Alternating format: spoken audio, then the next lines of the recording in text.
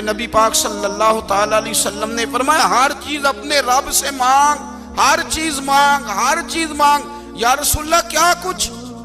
میرے محبوب نے فرمایا تیرے گھر میں نمک بھی ختم ہو جائے تو وہ بھی اپنے رب سے مانگا کر۔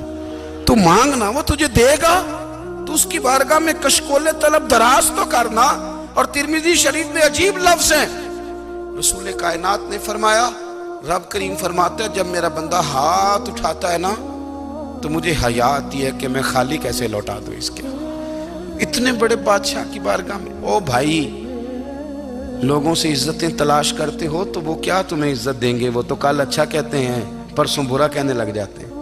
اپنی روحانی زندگی آباد کریں، اپنے مسلح کو وقت دیں۔ نہ ترمذی کی حدیث، اور اسے یاد رکھنا، نبی پاک علیہ السلام نے فرمایا اپنے دکھ لوگوں کے سامنے نہ بیان کرنا۔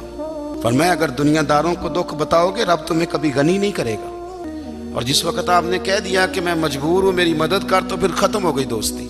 لوگوں کے تعلقات آپ کے ساتھ تب تک ہیں جب تک آپ ان سے کوئی ضرورت وابستہ نہیں کرتے۔ کریم محبوب فرمانے لگے بندوں کے سامنے دکھ نہ بیان کرنا، اللہ تجھے کبھی غنی نہیں کرے گا۔ تو اپنے دکھ اپنے رب کو بتا، تو دعائیں مانگ، تو اس کی بارگاہ میں حاضر ہو، تو اس کے حضور عرض کر۔